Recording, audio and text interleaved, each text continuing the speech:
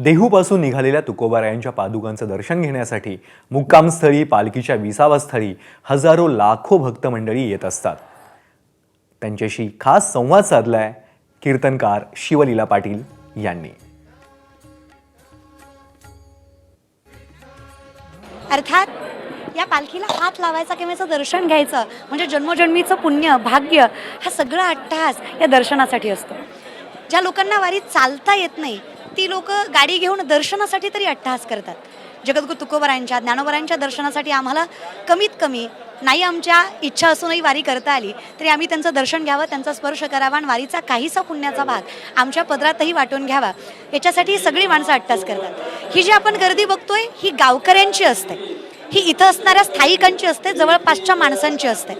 आणि एबीपी माझाच्या माध्यमातून आपण घरी बसलेल्या माणसांना सुद्धा जगद्गुरू तुकोबारायांच्या पादुकांचं दर्शन देतोय आणि हे दर्शन म्हणजे एक अलभ्य लाभ आहे। हा नयनरम्य सोहळा आहे। याची देही याची डोळा जगाच्या मालकाचं दर्शन घेणं। जगद्गुरू तुकोबाराय म्हणजे ज्या मातीहून चालावी ती माती पवित्र होते, ज्या दगडाला हात लावा तो दगड पांडुरंग होतो, ज्या माणसाकडे बघावा तो माणूस विठ्ठलमय होतो। जगद्गुरू तुकोबाराय कीर्तन करायला लागले की पुणे जिल्ह्यात मृत झालेला मुलगा सुद्धा उभा राहून भजन करतो, एवढं सामर्थ्य ज्यांच्या शब्दात आहे। वारकरी संप्रदायात ज्यांनी 5वा वेद निर्माण केला ते जगद्गुरू तुकोबाराय, जे परमार्थाचा कळस झाले ते जगद्गुरू तुकोबाराय। 8 पिढ्याची परंपरा म्हणजे जगद्गुरू तुकोबाराय आणि साक्षात अंबरीश राजा, प्रल्हाद आणि जगद्गुरू तुकोबाराय, नामदेव रायांचा अवतार ते जगद्गुरू तुकोबाराय। त्यांचा अंबरीश राजाचा अवतार ज्याच्यासाठी जगाच्या बापानं 10 अवतार घेतले तो अवतार म्हणजे जगद्गुरू तुकोबाराय। तो प्रल्हाद जो निष्ठावंत जिद्दी ज्याच्यासाठी नरसिंह अवतार घ्यावा लागला ते प्रल्हाद म्हणजे तुकोबाराय।